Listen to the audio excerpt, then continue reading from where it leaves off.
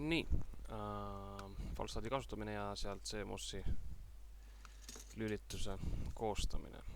Keeldavame oma brauseri.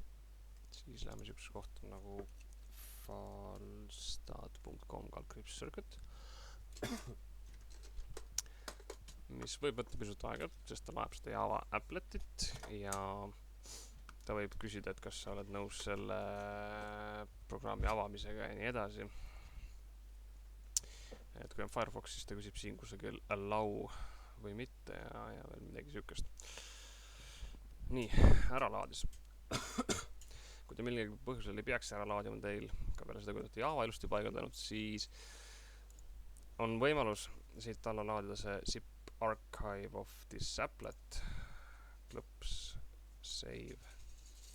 Siis ta tuleb teile kuhu iganes ta alla laadisite.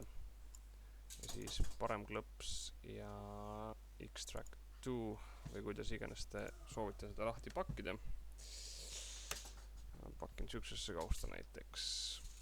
Ja tekib teile siis uus kaust, kus omakorda siis on sihukene circuits kaust, mida võib-olla tuleb, ei ole iseenesest oluline.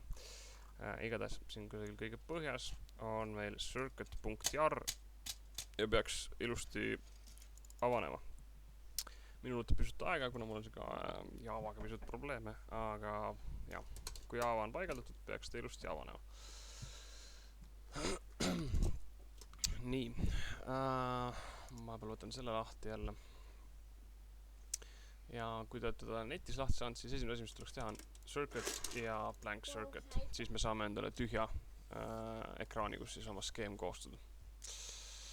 Vahepeal avanes ka see variant, mis mul desktopil siis oli.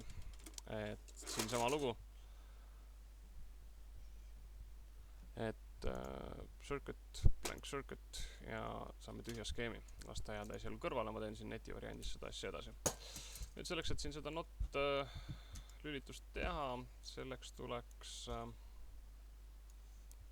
lisada õiged komponendid, seda me teeme siis parem klõps, active components ja esiteks siis add MOSFET end channel, vajutame sinna peale ja siis pärast lihtsalt saame hiirega tõmmata juba neid klotse, mis vaja.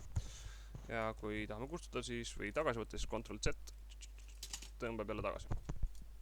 Teiseks, CMOS-i tegemise jaoks oleks siis vaja B-kanaliga transistor, jällegi parem klõps, active components ja B-channel MOSFET ja tõmbame selle ka siia juurde. B on alati üleval, N on alati all.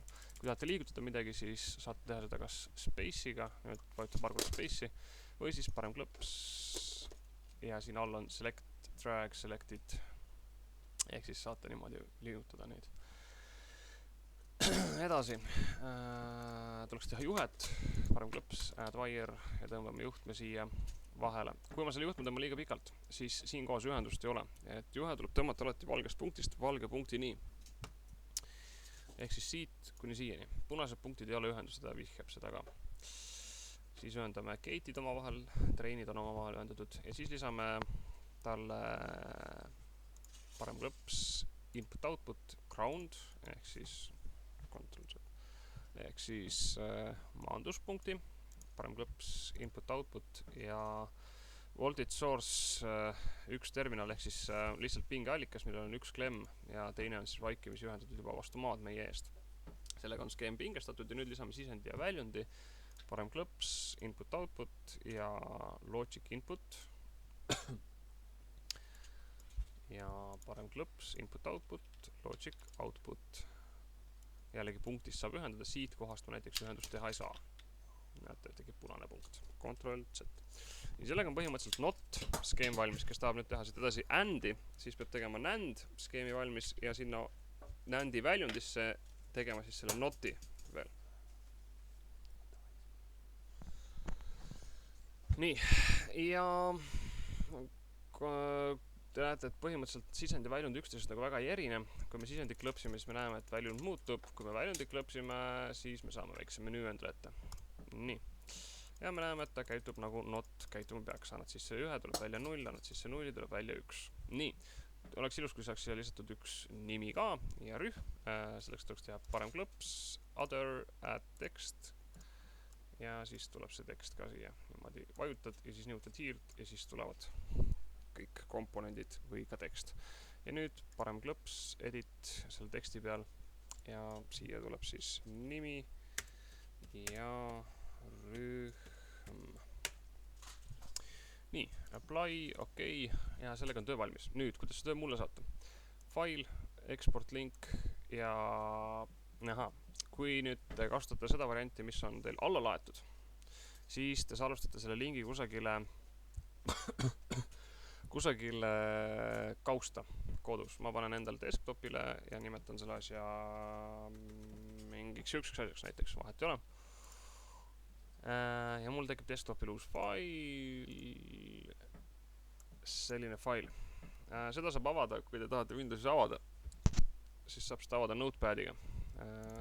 Minul ta avaneb selliselt ja seal on siis see link juba.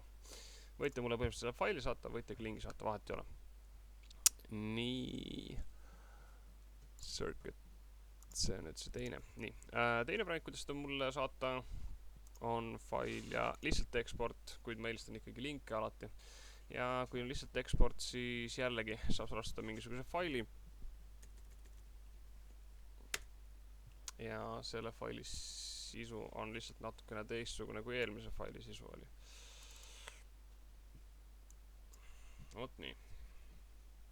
Nüüd kui te teete selle veebis valmis niimoodi, et ei ole ala laadinud, siis see eksportimine on natuke teistsugune. Tähendab, ta põhimõtteliselt on samasugune, aga tulemus on teine. Teeme mingisuguse skeemi siin valmis, näiteks midagi sellist. Nii, tore. Ja fail, ja kui ma nüüd panen export link, siis ta annab kohe selle lingi, nii et te saate valida kogu selle lingi, selles mõttes tuleks nagu valida kogu link, ehk siis Ctrl-A või mingisugune 2-3-kordne klõps, et on näha, et kõik on valitud, sest link ise on väga pikk. Ja siis on Ctrl-C ja siis saadate mulle meili peale, panete Ctrl-V ja tuleb sükene ilus link mulle meili peale. Või siis analoogselt võib võtta ka siin file export ja saab siis sellise ilusa tähtede ja numbrite kombinatsiooni, jälle Ctrl-C ja Ctrl-V meili peale ja saan jällegi mina vaadata seda, mis te mulle saatnud olete. Ja see olekski siis lühidalt kõik Falstadist ja sellest not lülitusest CMOS tehnoloogias.